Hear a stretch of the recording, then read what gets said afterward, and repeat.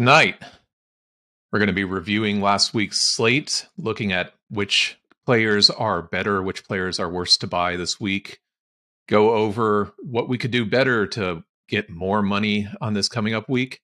And at the end, we're going to crack some packs and see if our hard work pays off or if we get some players on injured reserve.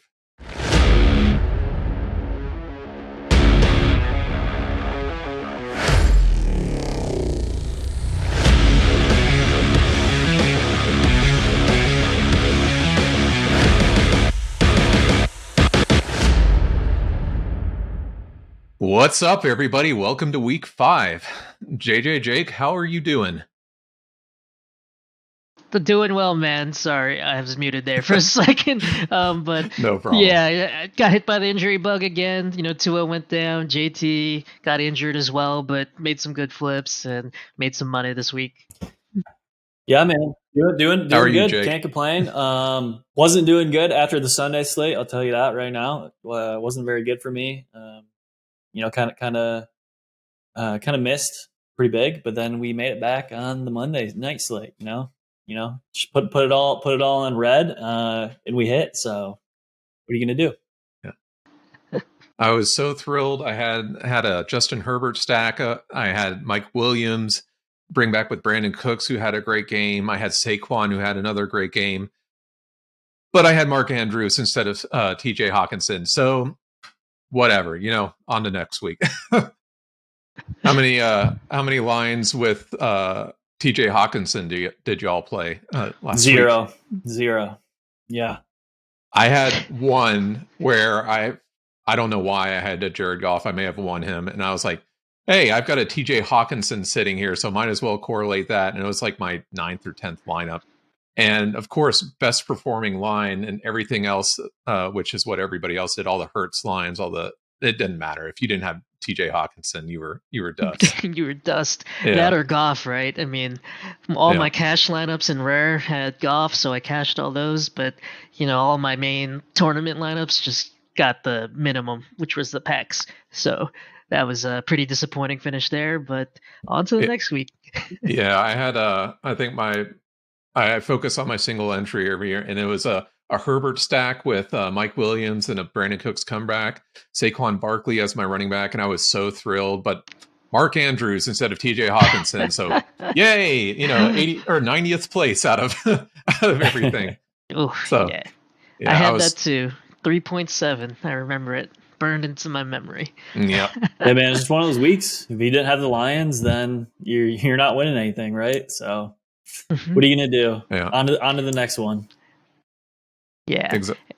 And that's if you don't mind, that's something like I'd like to bring a discussion. Like, we think of this in terms of a season long kind of like get your teams and then build your lineups from those players.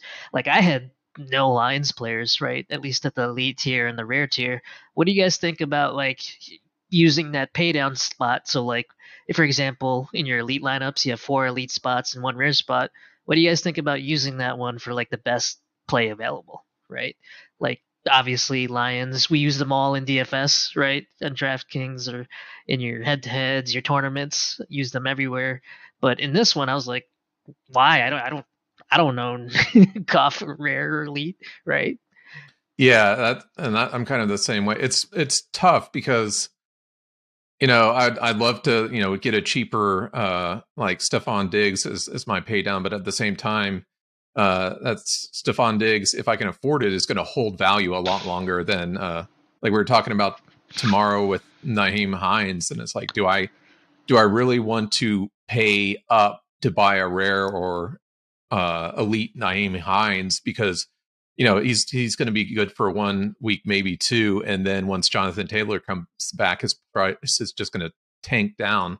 I'd rather lose like $5 in price than like 50, 500 or whatever. I'm not sure what he is in the higher tiers now, but you're going to lose way more money if you pay up for him than if you just pay as low as you can for whatever contest you're going to play. Yeah, I think ultimately, like if you're trying to win, you're going with whatever the highest projected plays are. Obviously, if it's a tournament, you want to stack and run the bring back too most of the time. But Yeah, man. Like it's just kind of one of those weeks. Like you're not gonna win them all. Like there's gonna be surprises that pop up, and that's kind of what makes it fun too. Is like even the people who don't spend the most money on the best players can still win one, right? Because like TJ Hockenson was probably pretty cheap. I don't know exactly what his price was across the board, but he was probably a pretty cheap guy. He was cheap. They're cheap. Yeah, he was. You could put him in your lineup, Still and he's cheap. the highest scoring player on the slate, right? So. Well, and this mode really kind of discourages you playing people like TJ Hockenson. Yeah, someone in chat just mentioned that they paid for a rare Hockenson that costs $12, where like a rare Andrews cost $80-$90.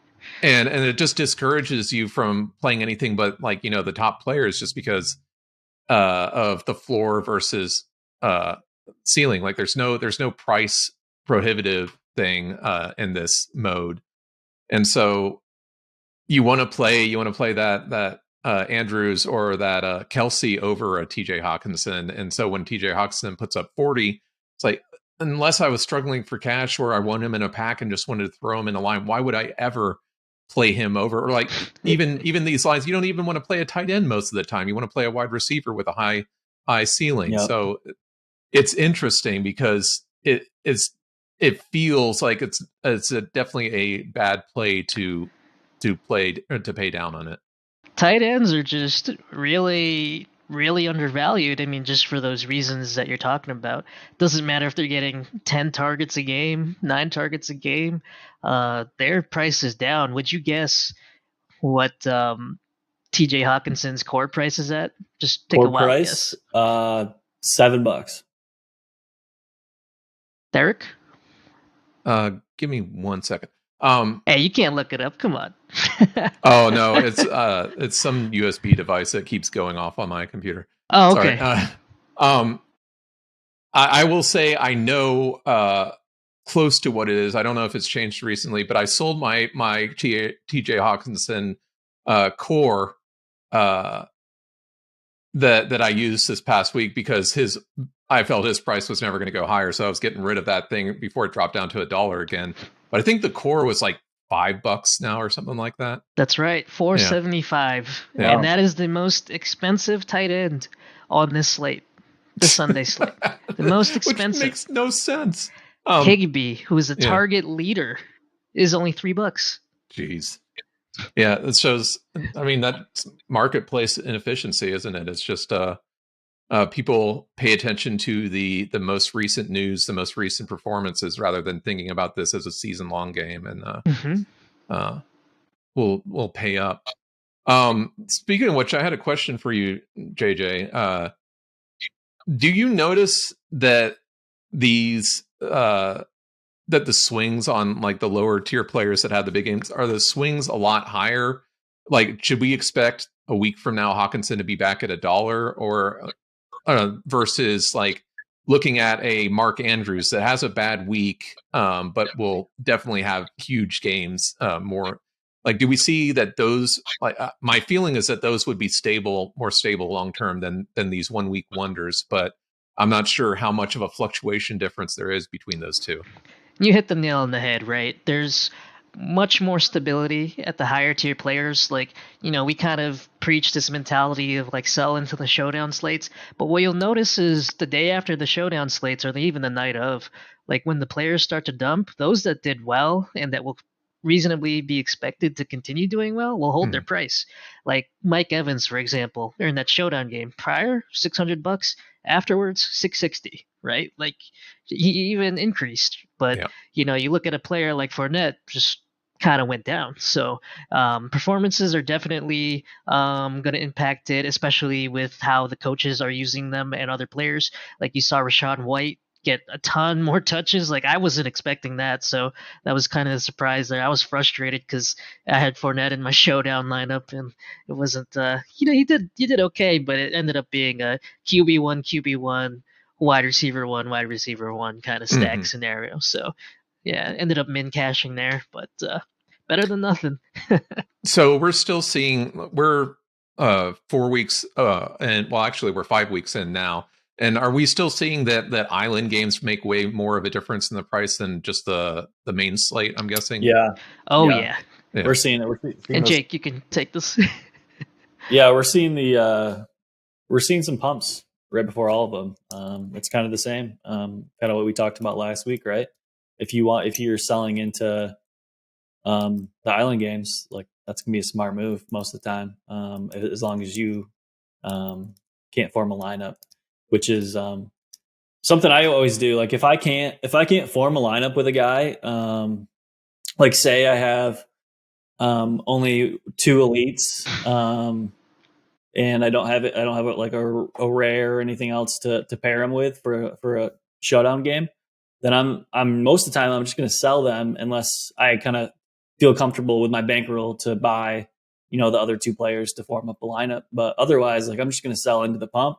And if you want those guys, like if you like those players, then just buy them right back after the game ends, because their price is going to tank afterwards. So, that's kind of the play most of the time. I wouldn't really recommend, like especially on showdowns, but I wouldn't really recommend playing a higher card in like a lower tier. Like say you play an elite card, like in a rare contest, just to try and fill out your team. Like it's usually going to be a higher EV play to just sell that elite card. Okay. Yeah. I have a couple elites like that are not the greatest players, but there's some island games coming up. So that's what I was thinking. It's good to hear that would probably be a good idea to just sell them into that. Yeah. Is there any, obviously we talked about Nyheim Hines, but what else are you seeing as far as marketplace movement this week? Who's really sticking out as people that, or as someone that people really are clamoring to go and get? Well, I take a look at it, especially with the showdown and island games in mind. So it's usually those that are pumping, right? And like Jake was saying, you really want to sell them right before the game, and usually the activity picks up massively in that last 10 minutes. Like we were selling Higby right before kickoff. Yeah, and we managed to were get like racing 20 to undercut sales each in. other right before that. What was that? I forgot what night game that was, but oh man, that was Yeah, hilarious. it was Rams and San Francisco. Oh, yeah. But yeah, I mean, to that point, like, reasonable usual suspects, right? Nyheim Hines, Melvin Gordon, the highest pumps just because of the running back situations. Unfortunately, their starters are injured, so they're taking up the lead roles. Travis Kelce, Josh Jacobs, just for the Monday, or is it Sunday? I forget which one. I think it's the Monday slate. Jacobs just absolutely smashed against the Broncos, and so you can expect a lot of people are going to look at that and want him in their lineups. Yeah. One of the ones that did surprise me though was George Pickens and Kyle fuck, I forget his first name. Kenny Pickett. Yeah. Kenny Pickett. Pickens. Yeah, pumping a lot. Pickens. Pickett to Pickett. It's gonna be the worst tongue twister this season. Yeah. Pickett's to Pickens. Let me bring this up for you guys really quick. So when we're looking at weekly gainers and losers, like you mentioned, especially in the elite, it looks like people really are targeting Kenny Pickett just because he's a starting quarterback now. Mm-hmm. Yep. Yeah, and starting quarterback at the elite tier, that can probably get you across a lot of the cash lines, right? And will certainly get you leverage just because the backup players they have a much lower mint count, right? That's why Garoppolo was so insanely pumped, just because his mint count was ridiculously low. Like I think it's a 4th or even a 5th of the starter. So that one's up there. And Geno Smith obviously had a monster game. Coming up there. So, you're going to see a lot of Pickett to Pickens stacks this week. That's an interesting stat. I didn't realize that these backups had such lower min counts.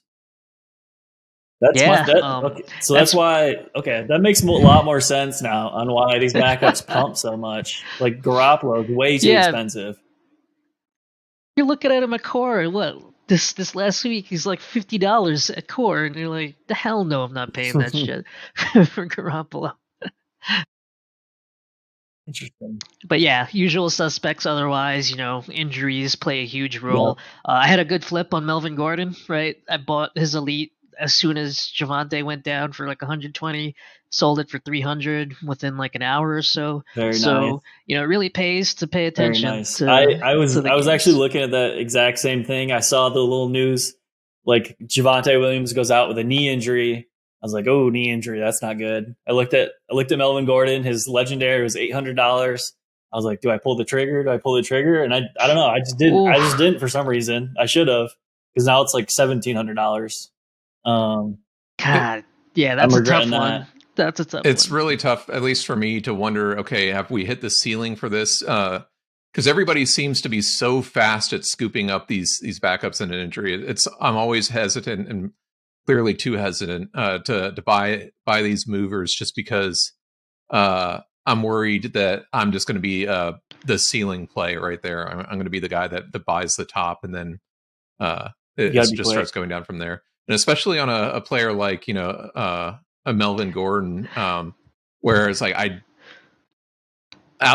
even though he's the only running back that you can buy right now for Denver, I still am not confident that he's going to get a bell cow role. I'm thinking that I can't remember the backup's name, but Mike Boone. But yeah, I was thinking Mike Boone, it's probably going to be a 60-40 split with Melvin Gordon and Mike Boone, and they might throw someone else in there for a few. So it's like, do I really want to pay more for a Melvin Gordon than I do a Clyde Edwards-Helaire or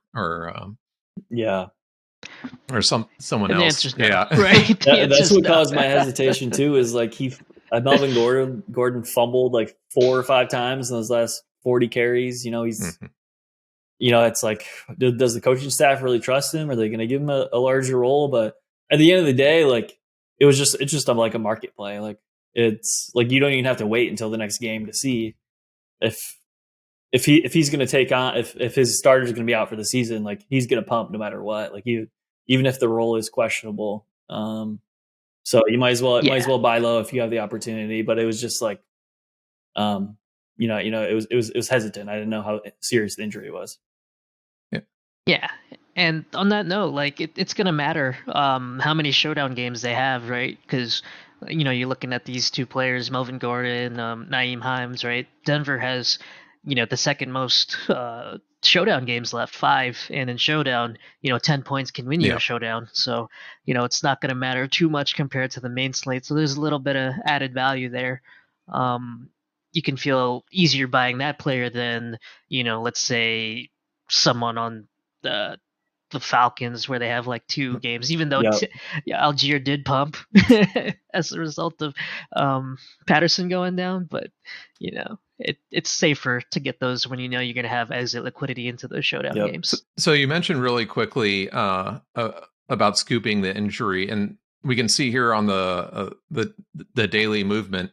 Obviously, Jonathan Taylor's dropping, but we know his injury isn't serious. And he's kind of been up and down, but he's been going down for the most part all week. Do you kind of have a threshold on where you want to grab these injured guys? They're not a Devontae Williams or a Sterling Shepard. They're not out the entire season, but they are going to be a few weeks off. We got bye weeks coming up and everything like that. Do you have kind of do you want to say like, okay, they've dropped 30%. I want to grab him now, or do you just hold off and just let the market decide for a while? Yeah, I do definitely have a buy-in price in mind, but a player like Jonathan Taylor, who's been underperforming, the offense has been underperforming, and it's a superstar, right? So those 3 in combination lead me to a much lower price. I'd say $300-$400 is probably a good price. I'll admit that their schedule has been tougher on the first 5 games or so. The front end of their schedule is tougher, but Jacksonville defense is looking like the real deal. Texans are decent, even though bad against the run. But I think that there's some value there still, like you're kind of highlighting that. It'll be a good buy at a certain price. Similarly, Jake, we have people coming up on buys, teams coming up on buy. I believe it's Detroit and a couple other teams that are coming up in week 6. Are there players that you think we should sell just to go into the buy? One person that comes into mind is maybe Jamal Williams, just because he's been so hot right now, but DeAndre Swift should be back after the buy. Or should we be picking up players coming in next week when we're getting closer to it, because everybody's going to be trying to sell off? What would your opinions on a bye week? How should we play that? Jamal Williams is a good example of that one. Like DeAndre Swift, all reports are that he's likely to come back in the bye. Maybe he misses a game or two afterwards, but he's probably going to be back pretty soon. So you're really only going to get like one game, maybe two more out of Jamal. Just had a big game. His last game. This is like a wonderful sell high opportunity, in my opinion, and then just in general around the buys. This is something that we haven't encountered yet in this game, so it's going to be kind of new territory in how the market is going to navigate these buys, the bye weeks. And kind of how I'm thinking about it initially is, I guess, and how I anticipate things to happen. Like, I don't think right now that the buys are priced in. I think these guys likely are going to dump if they have a bye week, right? Because you can't play them. So similar to an injury, you would say. Yeah, it's similar. Not as much as injury. Definitely not as much as injury. But I do think they're going to dump. I do think the price is going to go down because you can't use them, right? People are going to sell them off. They're going to need money to fund their lineups, right? So they're going to sell off their bye week guys naturally, and then buy someone else. So I think strategy and kind of what I'm looking to do is get a week ahead of my bye week guys, right? So if I have guys who, maybe I'm a little bit iffy on, maybe I don't really want to hold them for the full season. Kind of sell them off a week before the bye, right? So I'll lose them out on this week, but and then kind of replace them with another guy who has at least like a few games before their next bye week. So I think making that swap is a pretty good move to kind of get ahead of the game for the market, because I don't think many people are thinking about buys right now, right? Because this is a brand new game here, Reignmakers. Regular DFS, you don't have to worry about buys. Like, they're just not on the slate. Doesn't matter. Who cares? The players, you kind of just pick from whoever's playing. So it's kind of new territory, and I think you can kind of get ahead of the game here if you plan ahead for these buys. So on that note, do you see anyone that is way overpriced, way underpriced relative to the bye week coming up that you would say, go after that player, get rid of that player? Like anybody that is just completely not worth it right now, or someone that you can't understand why nobody would buy it? Yeah, off the top of my head, I'm not sure. I'd have to look at the market right now. But I couldn't give you a player right now off the top of my head. For me, I'm thinking about just what players are just completely overpriced, and I'm thinking about players that had big weeks like Jamal Williams and everything that we're going to have a bye week and things are going to change. And at the other side, I'm wondering if like someone like Traylon Burks is going to dump completely. He's got turf toe. He's got a bye week coming up, and I'm wondering if he's going to be underpriced soon, just because theoretically he could be the number one wide receiver for Tennessee. But those are the type of players that I'm looking at and trying to get like a good feel for. If I feel like the backups, the backup quarterbacks, the timeshare backups that are stepping into a bigger role are always overpriced for what they actually are. They're most of the backup quarterbacks are game managers. They're not going to get you 0 points. And in a showdown, if it was a showdown week for them, an island game, they're still worth somewhat value. But I feel like, especially if they're on the main slate, a Teddy Bridgewater, well, I don't think you can even buy Zappy, but quarterbacks like that, I feel like their pricing is just not worth it right now. But I don't know how you guys feel. Yeah, and you kind of nailed it, right? Teddy Bridgewater's kind of coming down. Like, we've talked about it last week when we saw his sales go to like 490 or something. When Tua went then, like, he should be around 200, right? And that's kind of where he is now. And to answer your previous question on like an overvalued player, there's one that I think will be overvalued, and that is Josh Jacobs. And that's because of the showdown slate that is this week. And then they go on by the next especially week. Because so you got that kind of especially because of last week's performance, people are really going to be wanting exactly. So you get the kind of rare double dump situation, right? Too much fries at the Shake Shack. You got chili cheese fries and bacon on them. You gotta go to the bathroom after that milkshake. But yeah, I bought 2 Jacobs at 220 and 260 right before this. He's at 325. I'm really sensitive. I'm hoping they hit my targets of like 350, 360, 370 right before that game. But I do not want to be holding him going into the next week. Yeah, and that was another player that I was wondering. I haven't checked his price lately, but he really seems like he's going to eventually be overpriced. Just because, he probably hit a ceiling game for the season. He maybe does that one more time this season. But we know what Josh Jacob is. We watched him play for a couple seasons, and he got targets. He's getting the lion's share of carries, but at least for me, I don't feel like this isn't the new Josh Jacobs. I feel like it's going to be the plotter that gets 15, 20 touches and maybe a target, but we're going to see a bunch of 60-yard games, 80-yard games, and hope for a touchdown, but not what we just saw. Yeah, exactly right. I mean, they're not using him on third down.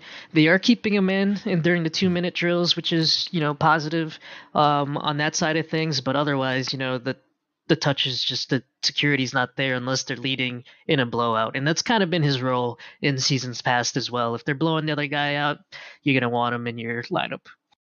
So the funny thing is, I was going over lineup data, and speaking of Josh Jacobs, nobody really played him this past week, even though he was doing great. Everybody focused on, let me bring up these top stacks for you guys.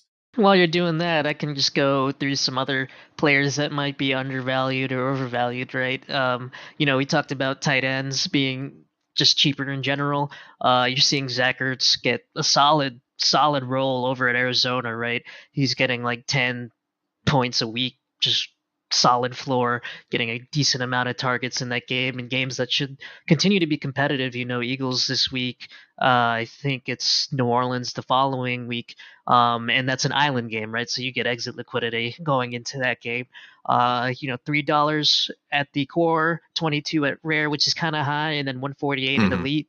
I think that's a good value play. You can probably throw them into some cash lineups. That's what I'm doing this week with the plan to sell them into next week's island game. How do you feel about some of their other weapons coming back here? The Rondale Moore just came back this week.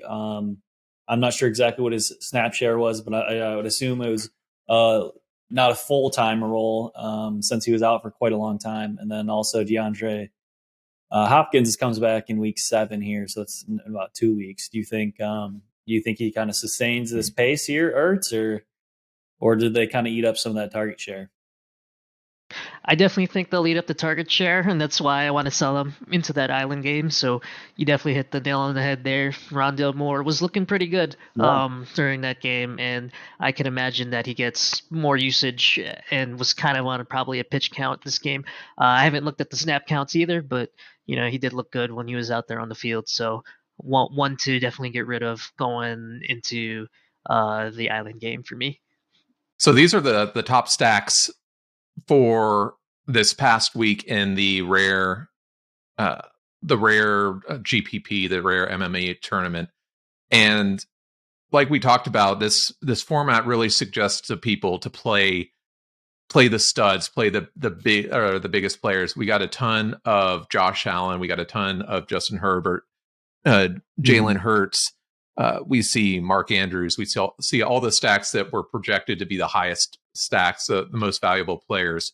But even when people were stacking Derek Carr, nobody ever, or stacking Russell Wilson in that game, no one really ever went to Josh Jacobs. They all wanted Devontae Adams as the run back.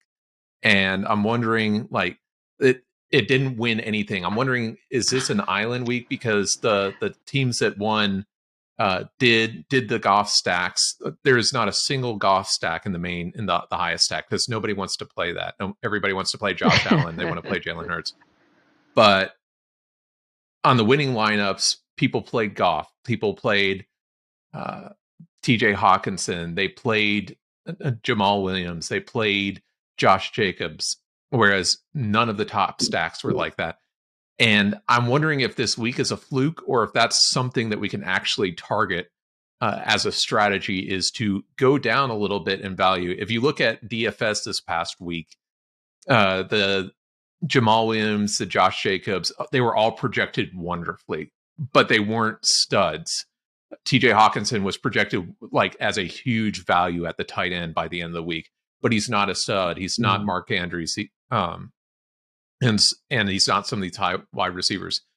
Is it still? Should we still trust the projections more and say, okay, I know the ceilings of these players aren't as high as a Mark Andrews, aren't as high as a Christian McCaffrey, but in this situation with everything setting up for it, their floor is so high that if they do have a ceiling game and these studs fall, it is worth it to play these, as we would see, mediocre players. And every week that I look at these stacks, we'll see it next week too, but we will see, once again, this coming up week, we're going to see a bunch of Jalen Hurts stacks with a Marquise Brown bringback, or a Kyler Murray stack with an AJ Brown. We're going to see people that try to stack Teddy Bridgewater with Tyreek Hill.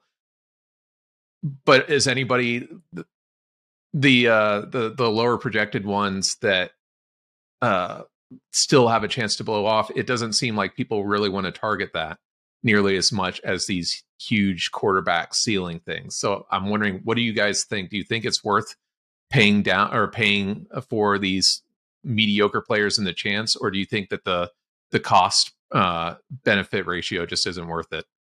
Yeah, my answer is going to be it depends. And to answer your earlier question, yes, I think this week is a fluke in terms of how scoring went. Like if you like, Kyler had an all right game, I guess, but Herbert had a bad game. Hurts didn't have a great game. Josh Allen didn't have a great game. Lamar didn't have a great game. Like, that's not going to happen most weeks. Like, one of those dudes is going to go off. Like, they're just that rushing combination with throwing. Like, the fact that like Goff was the highest scorer on the week, at the quarterback position, like, and as a pocket passer like that, like, that's not going to be the norm at all, in my opinion. So I will say, like, most of the time, like, it makes sense to play these higher projected guys, but I do agree. Like, I think that's a great way to get lower ownership, is going down a little bit in your projections. Playing these one-off guys. Like, if you think Hockenson is going to be a good play this week, stacking them with Goff last week, like, that would have worked out great. And then filling up the rest of your lineup with higher projected guys, like filling up the rest of your lineup with studs like Saquon, with guys like Diggs, those things around them, that's going to really bump it up. But I think going like a full lineup of these lower projected, players, like, most of the time, like, that, I don't think that's a great strategy. Like, you're just giving up so much points on the projection. Like, it's gonna be so hard to compete. And you're gonna have to win in so many different areas over the rest of the field. You're gonna have to make up these hurdles. So I do think it's a good strategy to go a little bit off the board, especially when the tournament is larger. So like these main core tournaments, where there's thousands, maybe 10,000 entries on the main slate, the main rare one as well, going a bit off the board, so you're not getting duped. As you can see, like, Diggs, Josh Allen, Andrews, like, that's the highest. Yeah. That's the highest projected right there, as we can see, it's easily the highest owned. So people are playing the highest owned because that's kind of what the format of Reignmakers is conducive of, or not the highest owned, but people are playing the highest projected because that's kind of what it is. Like, there's no salary cap limit, right? And it also tells me that people aren't afraid of the initial price tag of these high players. They're not afraid of paying $150 for a Stephon Diggs or something like that. They're just, if they have the highest projection, then they're going to pay that over an $80 player that has a much lower projection. Another thing I wanted to bring up to you guys, pull this up really quick. I'm thinking at this point, it's not really worth playing the core contest unless you're going for specific packs. And the reason I say that is this is last week's Fiat Frenzy, the core MME, and the top score to win, if you want to win, was 170.92. I did the math, and the nuts score, the score that was the absolute highest you could get, was 177.3.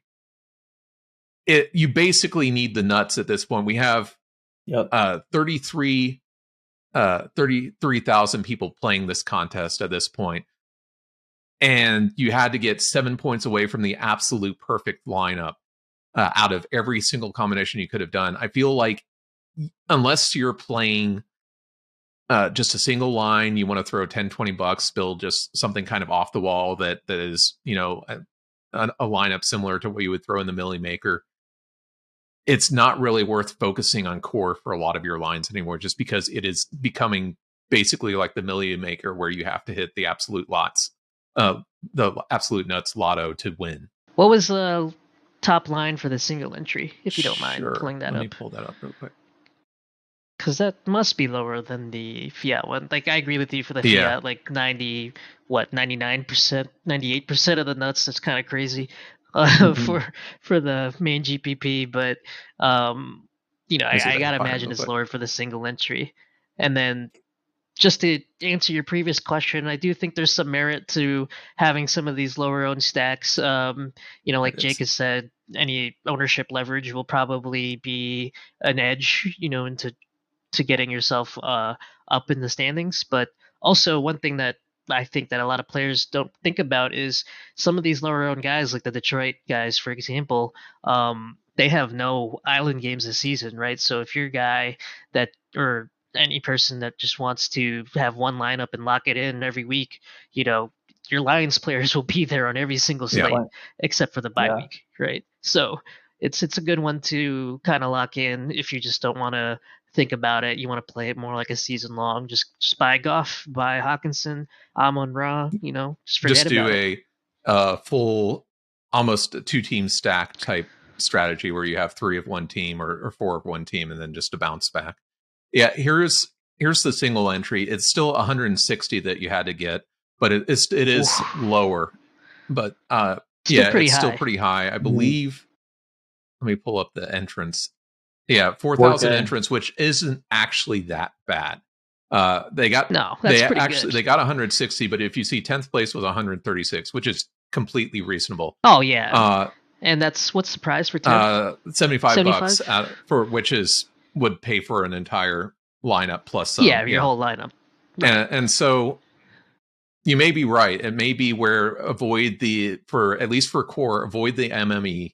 It's really like basically a lotto at this point, but there's still a few enough people, probably just because of the 1K to first, people don't want to play that. But the scores are so much lower to get like a good cash payout that playing at least down, unless you want to build up your lines, you want to get some packs, you want to get some players, probably playing the single entry is the way you want to go at the lower tiers. And then I know you guys have played the elite, but I know in rare, I can say the MME and rare, it was 150, I think was the winner. And I think down in elite, it was like 140, 142. And so if you are wanting to play the bigger contests, it seems like you need even less of a optimal lineup to win, which is what we see in DFS too. If we're playing the 100-man tournaments versus the Millie Maker, those 100-man tournaments are going to have a much lower winning score, just because you don't need to like go crazy just to beat 200, 300,000 people. Yeah. And I will say on that end, it's probably a lot easier to get closer to the nuts with 5 players than it is with 9, right? So, for example, at running back, there were 3 or 4 that got 30 or more. And so, like Miles Sanders, Eckler, Jacobs, and then another one that I'm forgetting, were probably all interchangeable, right? In these lineups. So it's more likely that you'll get the nuts, especially in the core, where you can have players for a lot cheaper than the rare and the elite. I will say, just a quick note, the one thing I have noticed, the one piece of data that I've really noticed, people still are just doing either just a quarterback plus a receiver stack or no stack at all, way too much compared to what's winning. And it seems like you want at least a bring back. You want at least somebody from the other team to help improve it. just to help out, and we know this from regular DFS. It's the strategy everybody's decided is the optimal strategy. Is you want at least 3 players from the game. You want at least a quarterback, someone they're throwing to, and a bring back. In DFS, it's starting to become a quarterback, 2 people that they're throwing to, and a bring back now is which I don't know if that's the right answer or not in this format, because that takes up 4 of your 5 spots. So you're betting on a game, and I feel like you're going to miss out on highest points if you take up that much of your line. But at least what the biggest mistake I'm seeing right now for most lineups is that they're not using a bring back. I don't know what you guys are seeing, if there's any big mistakes you all are seeing. Is this just this week's data, or is this? This is this week's data, but I've got other weeks' data as well that a bring back was really important on the top lineups. I know week 2 you needed the bring back with the Miami Baltimore game. You needed a quarterback stack with a bring back to get up high because of that game. Last week you needed I believe it was you needed the Jalen Hurts stack with the bring back as well. Okay. So yeah, I'd be interested to see like an aggregate, because I don't think 1 week is enough to be able to make a conclusion on this type of thing. Agreed. But I do agree with the part about doing stacking a QB, 2 of their receivers, and a bring back. I feel like most of the time, unless those 2 receivers are studs, like unless it's like we saw in, I think it was week 2, Baltimore versus Miami, when we saw Tua and Waddle and Tyreek go off, and then Andrews on the bring back. Like, but I feel like that's more of an outlier. Like, both those dudes scored 40 points. Like, that's not going to happen very much, right? And Tua, and Tua. So like most of the time, it works. It works in DFS because you can get that guy at a cheaper price tag, right? And there's limits, but in this, like, you're trying to hit maximum upside, and have two pass catchers hit their max ceiling above the rest of the field is pretty unlikely, in my opinion. It's not going to happen very much. In my opinion, again, I haven't seen the data on this, but just the fact that there's no salary cap in this, there's only 5 spots. I think it makes the most sense to limit your receiver or your stacks to just one of the receivers. Okay. Yeah, and I would say, just the more correlation you have, the more chance you have of scoring higher if your game pops off, right? So I do kind of see both sides of it. Like, I would probably personally just do a single stack and a bring back at most, but I can see this format being where game stacks are going to reward you a lot for those games that do pop off, just like what we saw with the Baltimore game, just like what we saw with the Lions game. It's going to happen probably 6, 7, maybe 10 times a season, right? Where there's going to be those games that just are fantasy point bonanzas, and will probably involve the Lions for half of those games this season. So I can see some merit into just sticking 1 or 2 or 3 even of your lineups, if you have extra lineups to throw in where it's just game stacks, right? Yeah, I will retract my statement a little bit. I think if it's a smaller field, then it makes more sense to do the double stack. Because there's more correlation. You don't have to get like the absolute nuts, like we see in the core. You just got to beat these other people, and if you have one game that goes off, establish the run. Very highly regarded fantasy football and DFS site, analytics site. Mike Leone, he talks about this a lot because he plays a smaller field, on how he'll play. Sometimes like 3 receivers or more double stacks. He'll play more, guys in the same game in these smaller contests, because you do have to get less right, and you don't have to get the absolute nuts. And it's less decisions you have to make too. If you just focus on one team, then you don't have to worry. It's even with when you have 5 spots, if you're playing all the small field contests, because one of the issues with the platform is that you can't upload lineups, you have to hand build each one. If you just focus one game per lineup with maybe a single outlier. It's a lot easier to build those lines without having to think of, okay, I need 5 players. Which one goes here? Which one goes there? You just struck a nerve with me. I'm sorry, because I have 20 cash lineups that are exactly the same in core and rare, and it takes me like 30 minutes to load them all in just because you gotta click every freaking player multiple times. But speaking of smaller tournaments, we'll go back to our cash line that we built, or not cash line, forgive me, to our lineup challenge line that we built last week. And we did min cash. We obviously we didn't have anybody from the blow up game last week, but Christian McCaffrey finally had a great game and he pushed us over that line.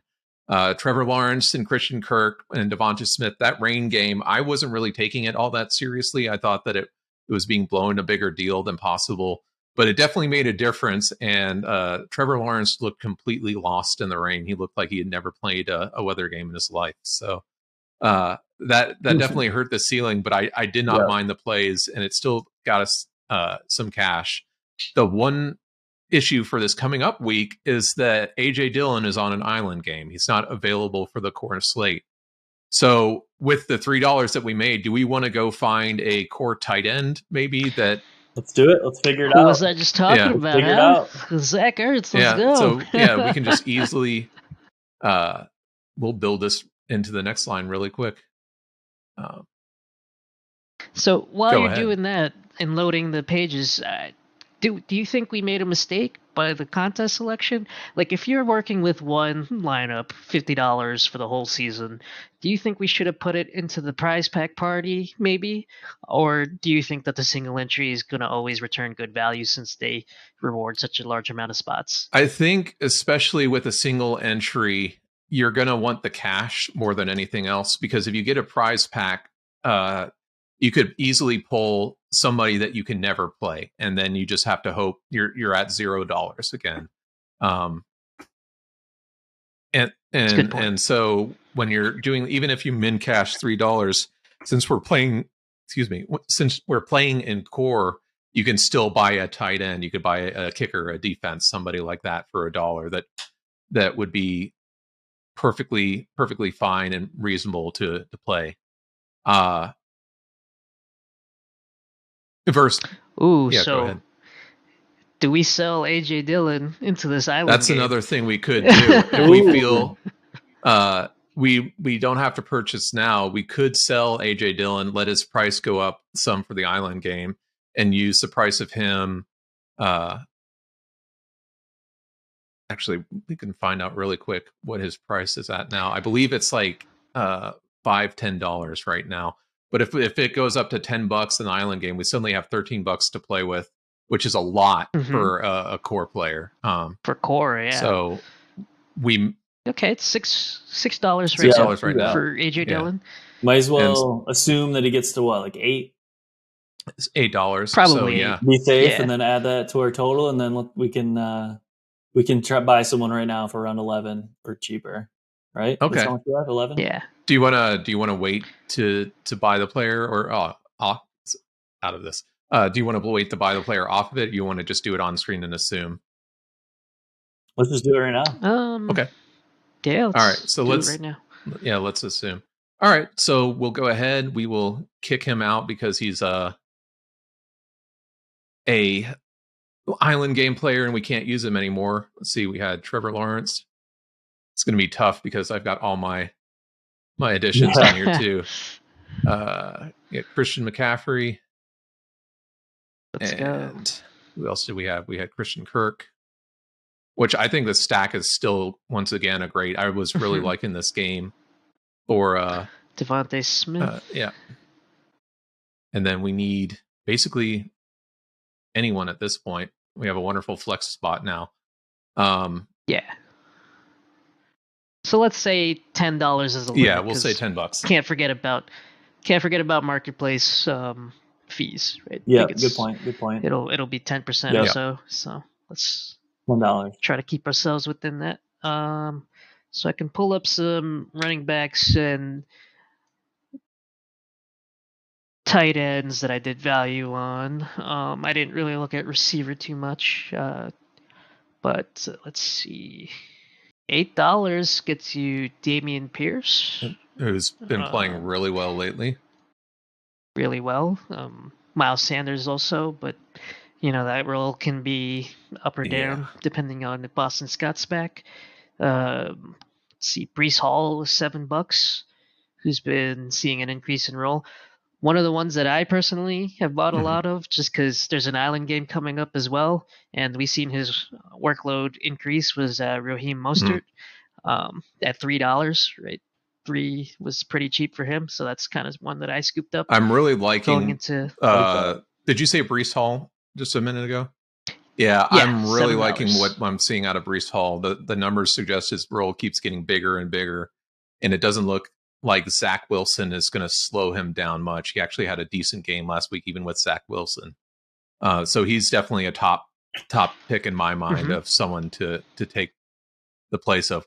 One person I'm curious about is Chris Godwin. I don't know what the market. Yeah, they have him as $5.60. So he would be another person that people really have not. I don't know if they don't remember Chris Godwin, if they have a short memory, but he was an absolute stud receiver with Tom Brady last year. Him and Mike Evans basically traded huge games. So I do like. It's just the injury risk, right? It's just that he's coming back from injury. We haven't seen him play lately, and so that's probably why he's so down right now. I don't mind, especially for the way we're playing. I don't mind a running back over anything else, just for a nice floor, unless we have a wide receiver we know is going to get consistent volume. So I'm looking right now. I got $10, right? That's what we're working with. $10. Yeah. So $10. We can get Deebo Samuel for $10. What superstar? Yeah. So superstar. He does have superstar. Oh wait, we already have Christian McCaffrey. Never mind. We cannot get Deebo Samuel. Just kidding. We can get Marquise Brown, Jerry Jeudy, Marquise Brown, Amari Cooper, Drake London. Marquise Brown would probably be the one I'd lean towards. Like I said earlier, Arizona has an island game coming up as well. So if we needed to sell him, we could always sell him into that island game as well. And he's really commanding a huge chunk of the air yards and targets on that team. Might be down just because, like you mentioned earlier, Rondell Moore's coming back, and Rondell Moore's playing more, and Hopkins is coming back in the future. But hopefully, we'd get rid of him before then. So, who do you guys like? Marquise Brown. Marquise Brown. That all right, or Dameon Pierce. Those would be. I like the Pierce call as well. Yeah, because we already have AJ. Well, we're selling AJ Dillon. Yep. I really like Marquise Brown as a bring back to Devonta Smith. Oh, there we go. Bring back this week. Perfect. $6. We got money to spare. Stick him in there. Yep. Keep track of that. All right. Perfect. We'll go with that. 1 million prizes every week, baby. Sign up now. Free pack. Excellent. Let's go. All right. Speaking of free packs, I believe we have a Reignmaker's pack to open up. I believe so. I believe so. We do. Let me fire this bad boy up. While he does that, do you want to kind of look through his winning lineup, Derek? I think we probably have it somewhere, just so we can kind of walk through and ask him like what his thought process was. Sorry, Jake, we're gonna keep you from opening the pack just a little longer. You guys love to keep me in suspense. I gotta wait all the way until Wednesday night record time to open my Reignmaker pack, man. Hey, we gotta reverse engineer the winner, man. Gotta go through what you were thinking, how you're feeling. Yelling at the screen for Jeff Wilson to get some more yardage for you. It was a sweat. Obviously, you went Cup in the captain spot, but what made you decide Ayuk and Jeff Wilson over playing Jimmy Garoppolo or Kittle or anything like that? Yeah, so for context, I actually have another lineup in the same contest. If you want to go down in the 10 spot there, You'll see my second lineup. Yeah. So I did have some choices to choose from here. Unfortunately, I couldn't play Devo and Cooper Kupp in the same lineup. That would have been pretty nice. So I had to pick and choose. This was kind of my secondary lineup here. I basically went with a route of, all right, I'm going to stack one of the lineups because I want to hit first over anything, and then I'll have another one in there that can compete and might be able to hit it as well. Like, these aren't bad players, you know. I mean, Allen Robinson, just such a disappointing year. I don't even want to get into that. But Henderson, you know, so these are kind of the options here. Kittle, Ayuk. You know, Kittle just hasn't shown it this year. He was hurt in the beginning, and he hasn't really shown that big game. They're kind of using him as a blocker a lot. He's not getting a ton of targets. And Ayuk's a guy who can pop off. So that's kind of why I went Ayuk over him. And then Jeff Wilson has been getting, you know, 18, 19, 20 carries a game. Like, I love that volume. And it's a good, I mean, Kyle Shanahan, 49ers offense, they're always good at scheming, you know, open running lanes for their own running game's always good. You know, even doesn't even matter who they put behind there. I mean, it's Jeff Wilson, right? So, so that's why I went that route. I thought it was kind of like the highest projected. And then I wanted guys from both sides of the ball. Stafford, you know, really didn't have that good of a game at all. But hey, yeah, hit second, man. It was a sweat. It was a sweat for sure because I had a lot of one-on-ones. I think the guy right under me had, if you want to click on him, he had Higbee versus. Oh no, he had Debo too, huh? Yeah. So that was the thing. 0.5. Yeah. So, here you go. You have Kittle instead of there we go. Kittle instead of Ayuk. Yeah. So I'm glad I chose Ayuk there. Yeah. So did you ever consider fielding, even for a second, the San Francisco defense? Because they were the second top scorer, obviously, outside of the superstars. And I know we were chatting about it before the game, and, you know, we were thinking about it, but did it ever actually kind of cross your mind to I did think about it for sure. I did. The reason I didn't, especially in this one, is I'm rostering, you know, Stafford and Kupp. I don't really want to play defense against a quarterback, especially. A wide receiver's fine. But it just in general, why I didn't do it in my other lineup is it is cheaper for sure, but it's just one of those things. Like, it's not really a long-term play. I guess I could have just flipped it, right? But I bought these guys, you know, hopefully play for multiple weeks. So that was kind of my thought process. Is I want to use them in my lineups going forward as well. So I think they're solid players. You know, Ayuk, Jeff Wilson. Jeff Wilson seems like he has a pretty secure role there with Mitchell down on IR. So that was kind of thought process. Yeah. Can I read my pack now, man? Can I read my pack? Yeah. No. One more thing. Okay. Closing thought. Sorry. One of the things I noticed was defense was really under-owned in especially this higher tier contest, right? And you know, it's something we talked about. They were missing a center, they're missing a guard. I think in the game they went to their third string center, which, you know, center is such an important role. You know, they assign the blocking assignments and stuff like that, and you know, really responsible for a lot. And I just think there's a lot of leverage there because I was blown away, like 7% for defense in the higher tier. Like, it's something we might want to keep track of going forward, at least in the higher tiers. So how bad is it? You said that it wasn't nearly as pretty as your last one. What are the odds? I'll show you. I need to exit out here. Yeah. I'll show you. Goddard, Henderson and Irv Smith are not that great. Oof. Yeah. Goddard and Lockett. Goddard's fine. Even Goddard's solid. Lockett and Woods. Woods is all right. Really, I want Lockett out of this for sure. Yeah, I would say I'd want Lockett out of this too. Goddard's fine, Woods but I would fine. want Lockett out of anything. I like my last pack better, honestly, but we'll see. Right now, Woods is going to be great just because Traylon Burks is out with turf toe, so you can at least use him pretty well for the All right, I'm ripping it. No more waiting. Go for it. Where's it at?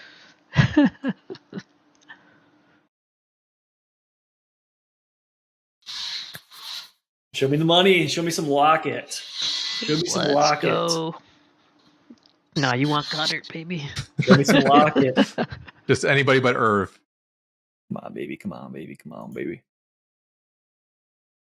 Woods. Oh, Woods. Okay. Let's I'll take go. Not the greatest, but you can use him the next few weeks. He's the wide receiver one for the Tennessee for the next few weeks. Yeah, so he's one of those guys. Maybe I'll sell him because he's one of those guys. He has a buy. Yeah. In 2 weeks. Yeah. Well, yeah, people will go after him too now that Treylon Burks is out, so he's probably more expensive now. Yeah, and he's had decent weeks. I mean, 14 points, 12 points, 8 points. Like, not getting a ton of targets because run first and all that. But before we go, ask you guys if there is one thing that Reignmakers could do to improve their product, something that you would love to see, a quality of life improvement, more money and anything like that. What is the number one thing that you would like to see to make this product a better product? Man, just let me mass enter my lineups. Holy cow. I got to spend 30 minutes to enter the same lineups 40 times. It's crazy. It's crazy talk, right?